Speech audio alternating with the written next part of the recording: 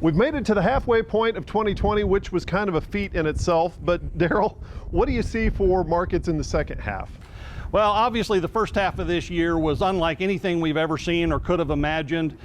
We've been through a lot. The second half of the year will have some features, unfortunately, that will continue some of the same themes. Certainly some things will be different, and I think there's some reasons to be a little more optimistic in the second half. But obviously, we're not done with this thing yet. There's a number of things still going on. The public health issues continue. We may be through the worst of it, hopefully, but we really don't know at this point. There's a lot of economic challenges ahead of us in the U.S. economy, the global economy, and so on. So, there's some reasons to sort of think about a little bit of light at the end of the tunnel, but we clearly have some issues ahead of us yet. We saw prices kind of climb up during the peak of the crisis on the protein side.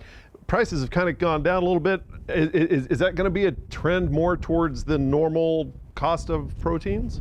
I think so. From a consumer standpoint, the protein sector should look a lot more normal a bit in terms of the supply and the overall price levels and so on in the second half of the year. Now, we could still have problems again. That would be some sort of resurgence of challenges, but I really don't think that'll happen. We've got some major macroeconomic challenges in the U.S.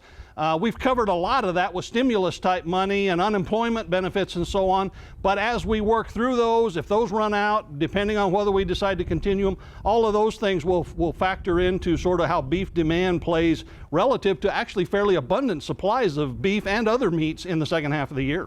March, February, April, cattle producers were kind of caught off guard whenever all of this happened.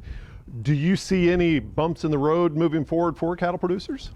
Well, it depends on which market we look at. So, the fed cattle market still has a lot of issues. We created a lot of backlog in the first half of the year. It's going to take, much of the second half of the year, at least through the third quarter, to work through that. And that will in turn have some limitations, kind of a dark cloud hanging over feeder cattle markets as well until we really get these feedlots flowing again in a more typical kind of sense. There's one scenario where you could be pretty optimistic about calf prices by this fall. On the other hand, there's a lot of uncertainty, and I think producers have to stay pretty cautious and just kind of see how the thing evolves over the next several weeks.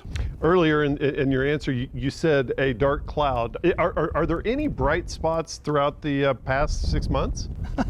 Well,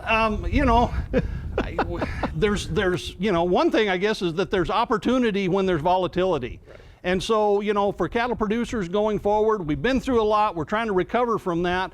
Most of that's kind of defensive in nature. We're back on our heels a little bit.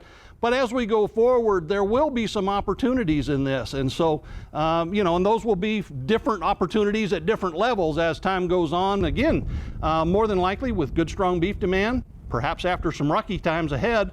Internationally, that may be one of our brighter spots as we look towards the end of the year and into next year. Okay, thank you very much, Dr. Derrell Peel, Livestock Marketing Specialist here at Oklahoma State University.